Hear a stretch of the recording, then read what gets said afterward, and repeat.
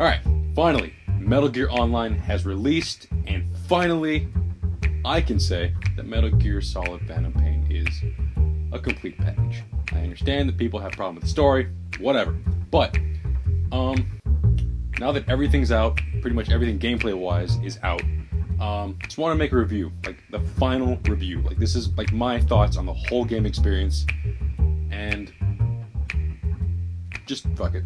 Oh, only Phantom Pain, by the way, not Ground Zeroes. That's its own separate thing. This is going to be a review for Phantom Pain and Metal Gear Online as a whole package. Here we go.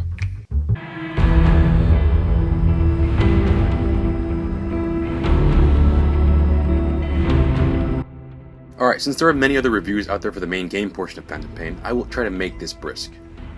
I'll try.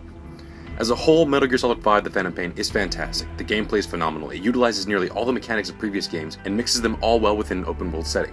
Now, having said open world, I did not mean sandbox. A lot of people's main gripes have been, oh, this game doesn't feel like, like a fully fleshed out world. It's not like a sandbox world. It was never meant to be that. It's supposed to be an open world setting. And what this means is instead, when given a mission, you can accomplish them in any way you want. This takes away from the linearity of past games in the franchise, but this does not necessarily make it a bad thing. In the end, Phantom Pain gives you the most options of any other game in the past. There are tons of items to unlock that help you tackle missions in multiple different ways. The new buddy system gives you some great variety on who you want to aid you out in the field. Overall, the gameplay is a fine-tuned machine that gives you power over what your next move should be, which gives you the illusion of being the real big boss. Now let's talk about plot. Now here's where many people are split, and I don't want to say much due to the risk of me repeating myself from the old videos, but here we go. The plot does not seem as tight or linear as past games, mostly due to the open world structure of the game. Also, yes, apparently there is a missing ending that would have been Mission 51, but you can watch that online. Yes, I understand that it would have been cool to play through the mission, what stated in the video. It sounds like a great ride, but at this point, there's no sense in crying over spilled milk. Now, some people have been saying that this game is incomplete or makes no sense. That is a bold-faced lie. The game is not meant to conclude anything since it is a prequel. Also, its plot fits perfectly in between Peace Walker and Metal Gear 1. The game makes sense, it just expects you to know all of the lore beforehand, like every other game in the series. Now, if you just straight didn't enjoy the plot or didn't like the twists, well, I can't really help you there. In the end, I enjoyed the story it delivered, and loved every hour it took to get to the end. Before I finish, I want to mention the FOB missions. Now, this part of the game is alright. This part of the game functions as a real-time action-based extension of the main game, where other players online can come to your base and steal your soldiers and supplies. In the end, this portion is cool, but not integral. And it is meant to stretch out the game, as well as aid you in, building up your base. So overall, the gameplay is some of the best I've played this console generation, and the plot, well, it really depends on how you take the twists and turns on this roller coaster. For this portion of the game, I would rate it, because of the gameplay, a 9 out of 10.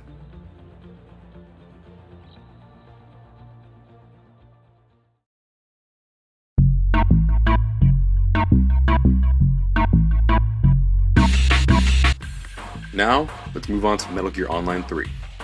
Holy shit. Obviously the gameplay is the same since it is the same game, but with the inclusion of online matchmaking, things get a little crazy. As it stands now, it is pretty bare bones, only 3 modes and 5 maps in total, with many updates coming soon to add more items, gear for your character, or maybe even maps. But as it stands now, this game is a blast to play. Reminiscent of the previous Metal Gear Onlines, it's a third-person online shooter with elements of stealth thrown in.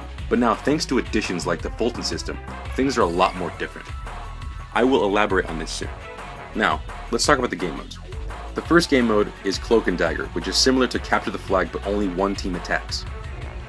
The attackers are given cloaks and non-lethal weapons and must infiltrate the base and steal a data disk, while the defenders are given lethal weapons and must shoot to kill. And the best part about this, 1 life per player. So, fans of stealth will love this mode. The next is Comm Control, which is similar to Cloak and Dagger. Attackers must try and capture a comm link, and defenders must try and stop them before the timer runs out. So, in a way, similar to King of the Hill in broader terms. Finally, my favorite of the 3, Bounty Hunter. This appears to be your run-of-the-mill, team deathmatch, but with a twist, thanks to the Fulton system. Each team is given a certain amount of life tickets and the last team standing wins. But here's the catch. When a player begins to rack up kills, each of those kills becomes a bounty on their head that can be claimed by the opposing team when the player is successfully Fultoned away. In return, the opposing team will gain back each of those kills as tickets. What makes this great is how a losing team can make a comeback like nothing.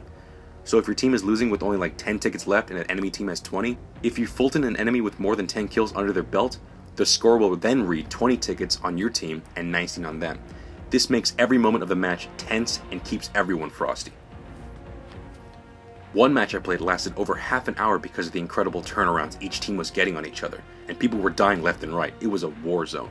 I ultimately lost, but in the end I racked up 40 plus kills in a single round with the highest ranging in the 70s. Damn.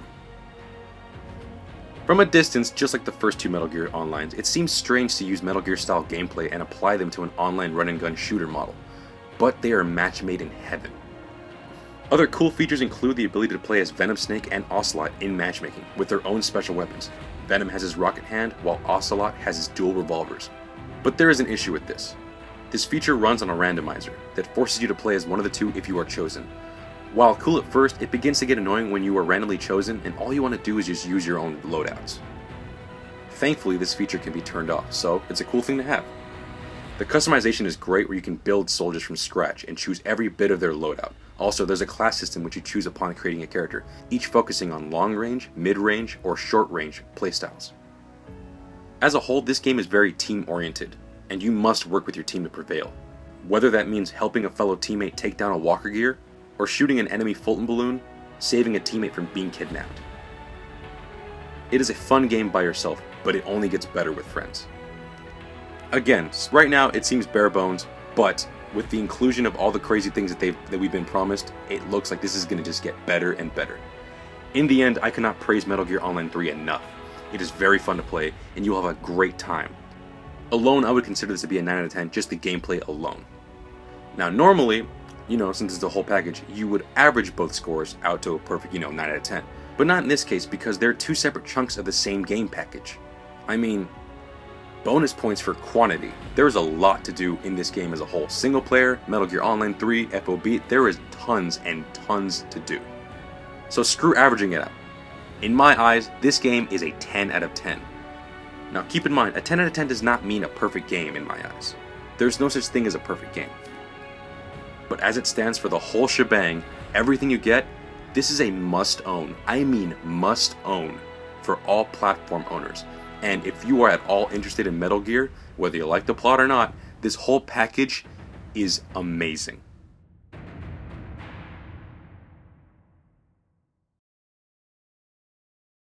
Well, that's the video. And honestly, I feel like this is going to be a really hard game to beat for Game of the Year.